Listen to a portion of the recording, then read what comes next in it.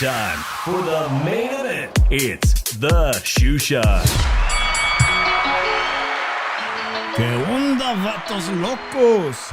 Damas y caballeros, it's your boy Dave in the 702 coming back at you for that boxing recap show known as the Shoe Shine. Joining me all the way from the city of brotherly love, Philly Irish, Drew Evo. ¿Qué pasa, homie? Glad to have you back.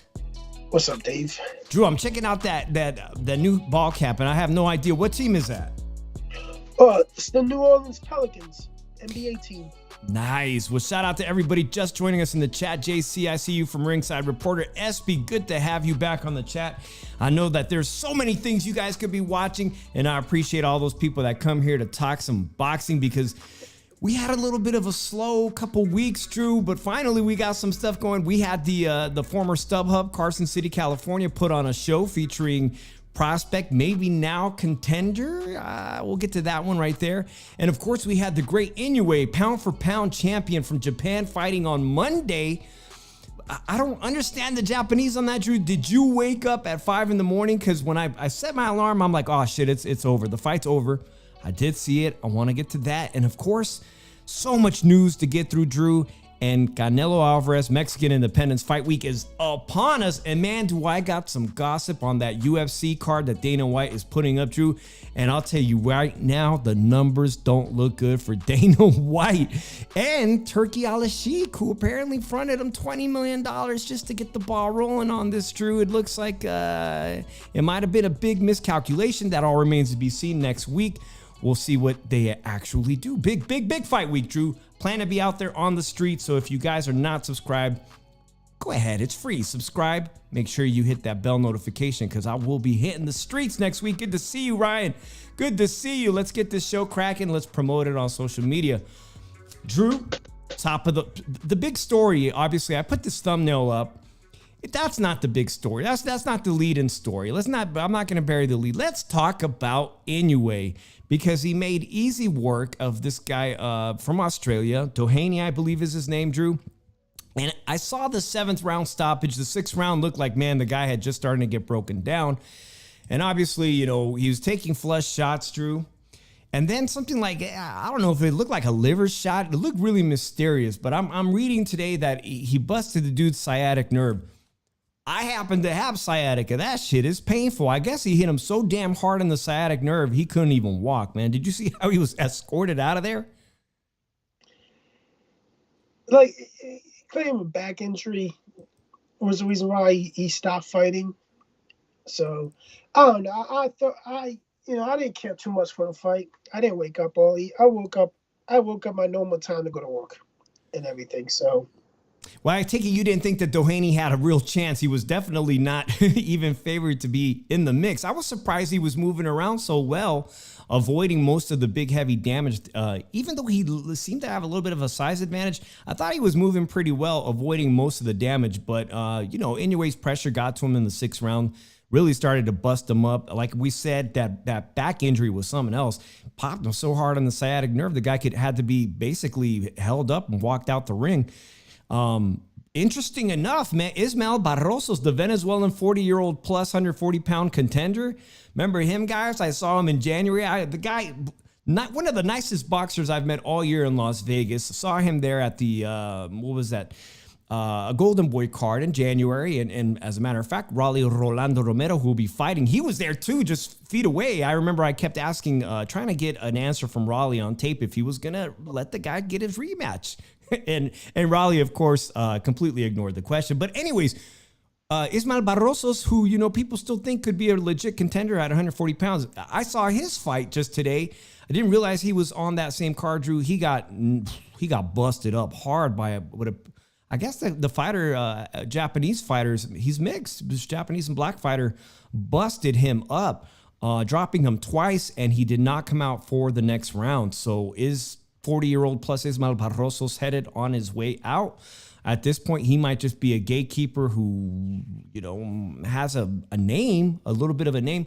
But that's how it went, Drew. So now I got to ask you, there's big news about Inoue potentially coming to Las Vegas.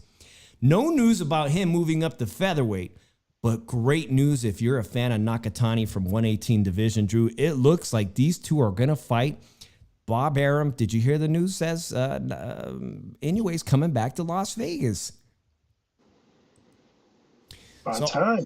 So, guys, Inoue has fought in Las Vegas before he was really, really popular. Before, I think it was right during the pandemic and whatnot. Not too many people got a chance to see him. But Bob is really hoping to put both of these Japanese superstars on the same card. I believe it looks like the targeted date is April of Las Vegas of next year. So you get a chance to see them here stateside, both of these stars, and then these two will eventually have their super showdown, most likely in Japan in front of their adoring fans, Drew. I'm loving it. I'm loving it. It looks like this fight is definitely going to happen. This is what they are aiming towards. But first, Inoue is going to be fighting Australia's Goodman, and I don't know where he's going to fight. Obviously, I think Goodman's going to have to go to Australia, but they're going to keep busy. Goodman is kind of a tough fighter, man. I've seen him fight in Australia. I like what I see, but the guy that really wanted to see him fight before he fights all these guys is MJ, because MJ was a former champ. Drew, are you cool with Inoue fighting Goodman in the meantime? I'm okay with it. Like I don't know. You gotta look at it yeah, we like to see the best fights, but I guess it's hard to make the fights right now for him because anybody's willing to step up to fight him and everything. And plus, the big fights are in upper weight classes. And is he ready to move up in those weight classes yet? Probably not. Probably wants to do a couple more fights in his weight class before moving up. But I don't know. It's just a lot of things. Are they going to move? Are they going to move? Is he going to move up and when, if he is? Yeah, and he's 30 plus years old. Shout out to everybody just joining us. Appreciate this very much. So everybody that's in here, make sure you hit that like button as you come in or as your way out.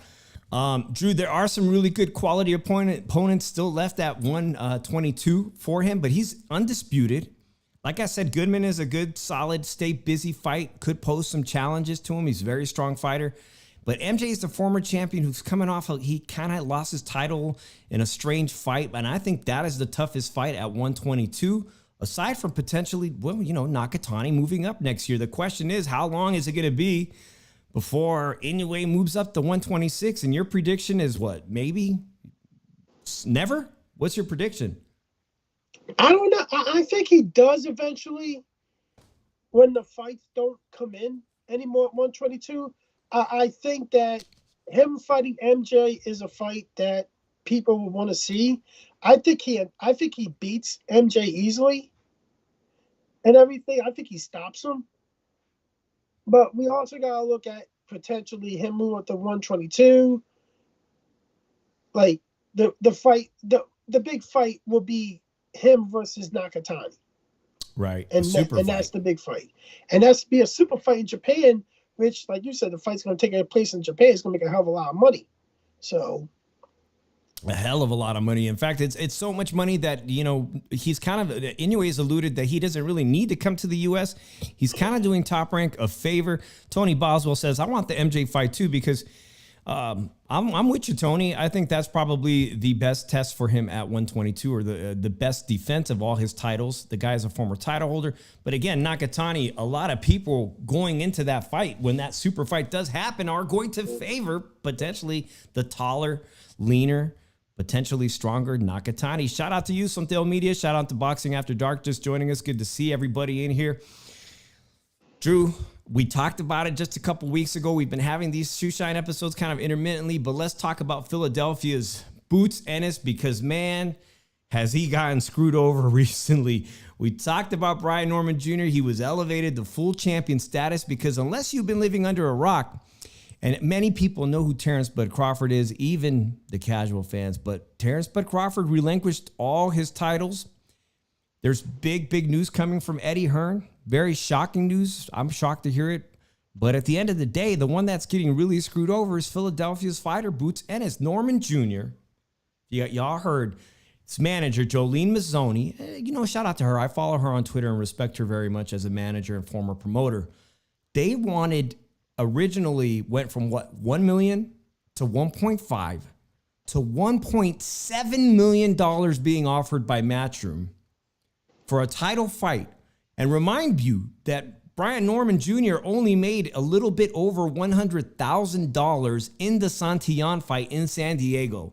And suddenly he wants $1.7 million. He's never broken $1 million. Remember when $1 million was the gold standard of you made it as a fucking fighter? He wanted $1.7 million. Now, Jolene Mazzoni says, we only ask for what is fair. I'm going to ask you guys in the chat, is $1.7 million fair for a guy who just won his title, just making a title defense, basically got his title as an email that you're elevated to full champion status? And oh, by the way, come on, man. Boots Ennis is the draw. He wanted the fight in Philadelphia, which, is pretty damn fair. If you ask me, he's the bigger fighter. What is your take on all this nonsense? I look at it like this, I had debates with people over this shit. I bring out the real people, the real thing, what they really are. And, if you're thinking that Boots is at wrong for this, or Boots ain't offering enough money and then bringing up math or what he gets after that, you're a Boots hater. You're just a Boots hater, and you don't realize you're not even looking at this kid. Nobody knows who this kid is. And they're making excuses and everything. The kid is getting a gift of 1.7. Who cares? After taxes, it's $800K. And he has to give to his trainer, his promoter, his manager, and everything. That's business. And people to bring that up, that he don't even show enough for it. How can you say that when you're making this? It's just like people blaming Canelo for shit. People are hating on Boots just fucking because they don't like Boots. He reminds them and everything. And then when you put up there, Brian Norman Sr. fucking just said this is what we were offered and everything. You think you're gonna get more money than Mario Barrios or Stanionis against Boots? No, the fuck you not. Nobody knows who the fuck you are. Right, he's the least known fighter in the welterweight division to recently win a belt. Obviously, Mario Barrios, very well known, fought Tank Davis, came up short at 140 pounds. And then you mentioned Stanionis, who is a fantastic fighter, potentially somebody that maybe could be Boots. We'll never know, but they're PBC fighters, making this shit so much harder to consolidate the belts at the welterweight division. Drew, let me a quick shout out to Carlos M. He says, Norman outpriced himself. I'm confused as how Jolene Mazzoni can defend herself, because it gets even worse for him, because Brian Norman has been added to the undercard as the co-main event for none other than November 8th in Virginia. And by the way, he just had a baby, so congratulations to him, Drew. See, I can't even remember his name. We've been on a podcast with him a million times. And Keyshawn Davis. And I'm already forgetting his name. Every time I try to forget the memory of Keyshawn Davis voting me off that television show on Twitch, man. But he's going to be the co-main event. And what are you going to earn for that? What is Brian Norman going to earn to be the co-main for basically fighting Cuevas? Let me bring that up. Cuevas is ranked number 7. Okay, I've never even seen Cuevas. I can't remember. He's probably going to make $150K on that fight, Dave. He made $100,000 winning the title against Santillon. Hell of a fight. Hell of a championship performance. Beat the brakes off of Santillon. I was shocked myself. But now he's going to fight Derek Cuevas November 8th as the co-main event. How do you go 1.7 million saying that we thought that was fair to, I don't know, Drew thinks he's going to get paid $150K. It's probably going to be the minimum that the title defense allows. Drew, probably, like, you're right. I don't know what the minimum is. He's going to get his percentage that's guaranteed by the sanctioning body. But it ain't nowhere close to getting your ass. Even if you did get your ass whooped by Boots Ennis for $1.7 million, you would have rebounded. You might have been in contention for another opportunity. We've seen people lose and get a title shot right away.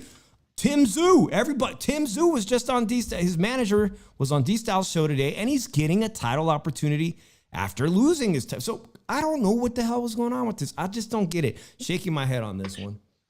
I don't know. I look at it like this, he really, oh, this is about, we gotta be business first. Yeah, you gotta be business first, but you gotta take the low fights before you take the high fights. And you gotta take the low paydays before you take the high paydays. And that means you gotta beat somebody that's well known to get the high paydays and everything. You getting a belt is not just gonna award you a big payday against a nobody. You gotta fight somebody to get a payday. Boots was the biggest star in that division.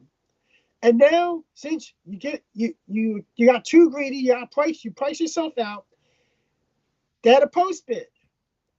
Karen's promoter won the post bid, but here's the thing: they didn't give a fuck if they won if Eddie Hearn didn't give a fuck they won the post bid, because Boots said, the Boots already said, if I gotta fight this guy, I'm probably gonna move up. Say fuck it, because the other guys don't want to fight me. Barrios doesn't want to fight me. Stanionis doesn't want to fight me. Norman's gonna use my name for clout and price himself out and everything. So why the fuck am I still in this division for? I might as well move up, have the IBF petition me as the mandatory for the winner against Tim Tszyu and whoever the hell he's fighting for that belt, and call it a fucking day and everything. It's a lot more fucking paydays up there for him. It's a lot more names for him to earn the recognition that he probably deserves and everything, and to show that he is what he is, a legitimate fighter and everything.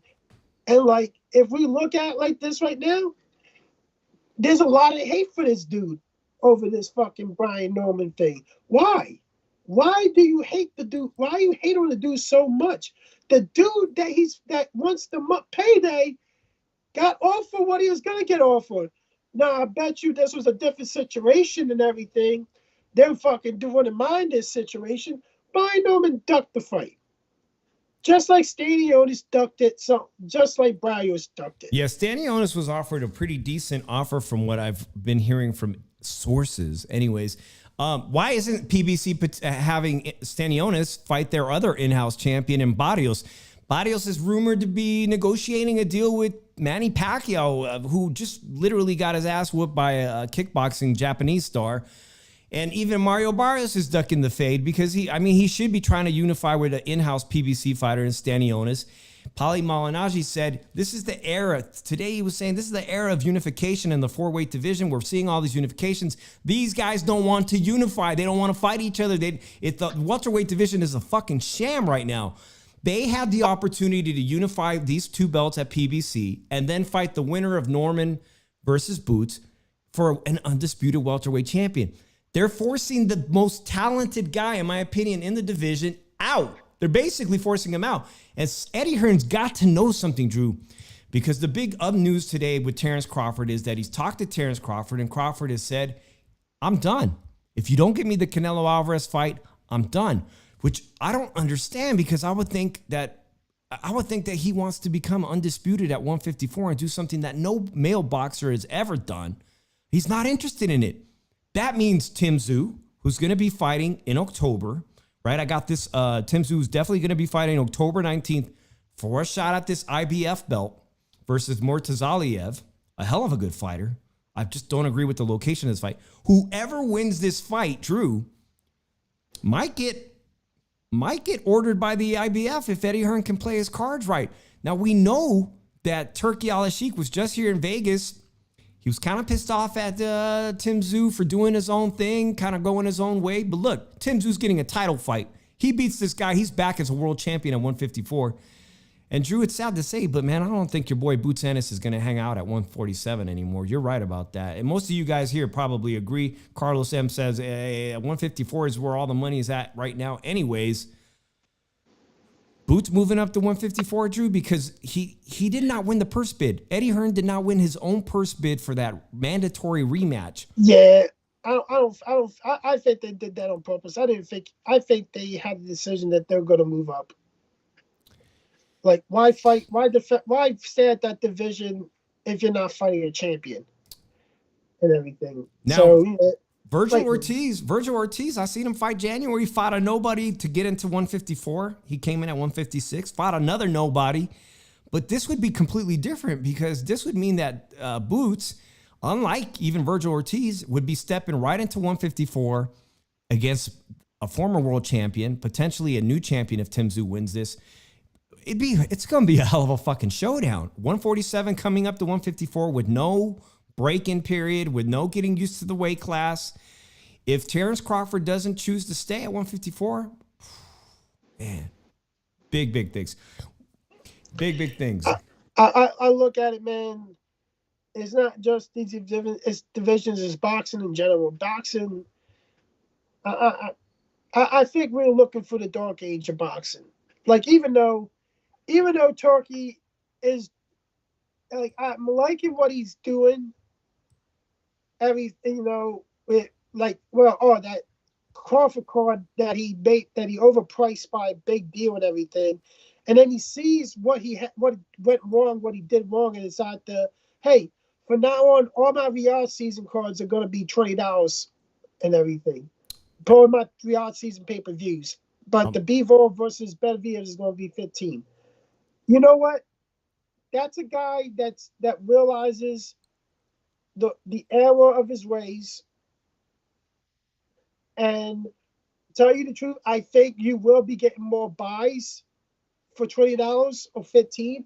I think we're going to have slightly more pay-per-view buys and everything, because he sees what the fans are doing. He sees his audience and everything, and he's thinking of different ideas on how to make it cheap enough for the boxing fan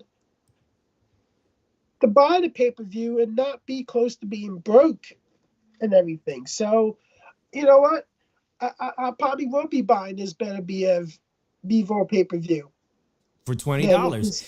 For $20, right? $15. Drew, thank you so much for that segue. A shout out to everybody just joining us. Sin City Syndicate, I see in the house, Wiley Coyote. Very, very good point, Wiley Coyote. Next week is a huge week for Las Vegas. We've got UFC Noche Fight Week. All the UFC fans will be heading here. 3,000 tickets unsold. You see the face of Dana White. He's a little bit concerned. Tickets started out at $3,000 for a pair of tickets, and you wonder why you haven't sold out the event. They've slashed prices. Today I heard, Drew, this is good shit. Today I heard that they're giving away over 400 seats to veterans in Las Vegas and first responders, which, hey, I appreciate that, man. Thank you very much, Dana White, to all, giving away 400 plus seats to veterans or first responders. I believe there's a website where you can go sign up for those free tickets so you can get a shot to go see this Fear event for free, because, look, they got to give away tickets at this point. 3,000 seats unsold. But Canelo Alvarez isn't doing us any justice either, Drew, because you brought up the great story that Turki Al-Sheikh made some huge news this week by saying that these pay-per-views are overpriced. He saw it in the low pay-per-view sales of Terrence Bud Crawford. He saw it. We joked about it. I responded on Twitter. I said $20. And I can't believe he's fucking going for that. $20 is $20. You know what? If it's just $20 a month, you're lowering the entry cost to be a boxing fan. Because right now, we all know it's a niche sport. Shout out to you, Carlos M. He says, hey, man, right now we're entering a dark age of boxing. Canelo remains the only bright light. I think Drew's been saying it on this show. When Canelo's gone, we're really going to enter a dark age. We got to look at it like this. After this fight with Berlanga, his contract in PBC's up. PBC does not have the money to re-up with Canelo. So Canelo's going to be in kind of a fucked up patch, because here's the thing, that they don't have the money to pay him, and then he can't go back to Eddie Hearn because Eddie Hearn is partners with Turkey and everything. We can't fuck with Oscar. Todd Ray's gonna tell him, hey, we're gonna want in our investment. You're gonna have to fight somebody and everything. Canelo is gonna have to cave it, is gonna have to give in, sign this big lucrative contract with Turkey, take the fights that he wants, or retire. Like it's like that. He can say, hey, I'm not fighting Crawford, but give me the winner of Bivol versus Benavidez, or let me fight Benavidez, but he moves down to 168 and everything. I believe I believe the Crawford fight, he won't do. He gets no credit for it. He's not going to get no credit for this fucking dude and everything. It's at the wits' ends now that Canelo needs to realize that, hey, after this fight, I might have to go to this fucking dude and fight and get him and get money off him and fight for him. Because if that is that, I'm retiring. Because here's the thing: if he ain't gonna be able to fill a boxing card by himself, and having to pay all these fighters and everything, having to do the production and everything, like, yeah, you got all this money, but dude, I Heyman had all this money too. And look what he did with it. Like, it's really fucked up. That certain and then with Tank, same shit can happen to him too. He doesn't even fight. He only fights once a year now. Still, like, I don't know. It's just we look at it, but you cannot blame just the fighters. You can't blame the promoters. Gotta blame the fans too, because the fans come up with a lot of stupid fucking points that don't make fucking sense. Or they try to be sneaky and everything, try to leave shit out and everything. Like, do that fake news bullshit. You don't do that shit, you don't need to be a fan. You don't even need to talk boxing. You need to shut the fuck up and everything and just watch boxing. You don't even need to be heard about talking boxing. Drew, Carlos M says Canelo versus Crawford is coming up next. That is a bold prediction. But I wouldn't be, with the threats of Crawford saying, I'm not going to fight unless it's Canelo. This could be the fight to save boxing.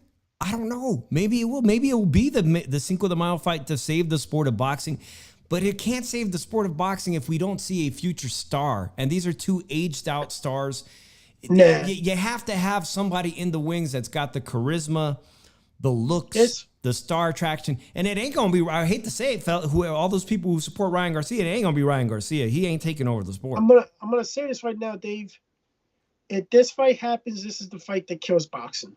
It's the fight that kills boxing. By the way, there you have the WC president, Suleiman. He made a belt like this for last Cinco de Mayo, the one that Jaime Munguia did not win this belt. And he's got a new belt, and I cannot imagine this around the waist of Edgar Berlanga, the Puerto Rican. This is a custom-made Mexican belt, obviously, Drew. But I'm not sure if you've been watching these little videos that, Edgar Berlanga's been putting out. Speaking of Mexicans, Memo Heredia, once one of the most well-known strength and conditioning coaches for all the wrong reasons.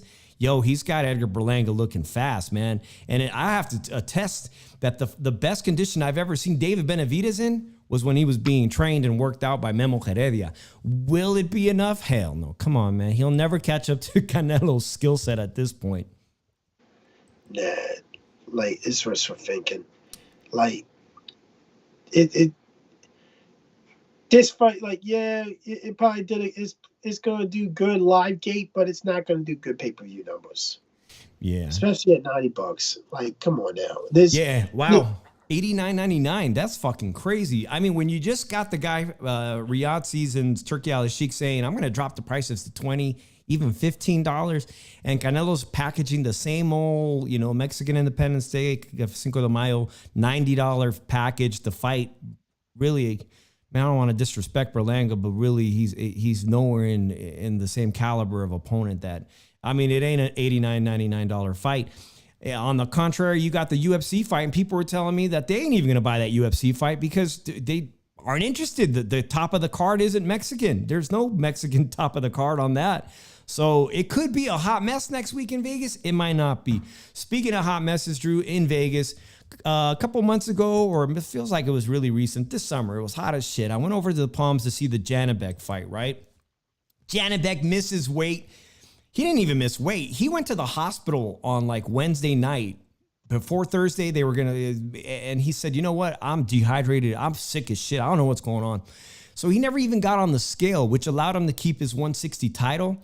So for that fight, they went to purse bid because he has to mandatory rematch. He's got to fight the guy. He never even fought him. He's got to fight the guy or he loses. He gets stripped of his title. He says, I can make 160. I just didn't make it this one time. Well, No Limit Boxing, Australia's promotional company, not Top Rank, No Limit Boxing won the purse bid by $1,000. Janibek ain't going to get to fight this matchup in Las Vegas. It looks like Janibek over $1,000 is going to be forced to go to Australia and defend his title if he can even make weight. If he can even make weight, because to be honest, this guy's massive. I don't even know if he fights at 160. I don't know. Will he make weight? You lose your $1,000. Eddie Hearn lost his purse bid this week to what you said. It was the other guy's Karen's promoter. Yeah, he lost about 200,000. Shit. Well, this fight was lost by $1,000. Who knows if Janibek can even make weight? But whatever No Limit Boxing, Tim Sue's promotional company wants to do, he's going to have to do it if he wants to keep that title. And it all remains to be seen what Boots Ennis does if he's going to fight that mandatory with a guy Karen that he already beat. So, yeah, I mentioned that we talked about UFC 306 coming up next week. We have the Canelo Alvarez fight. There is some very interesting news in the sport. More Turki Al-Sheikh. Drew, he's been working with Oscar De La Hoya.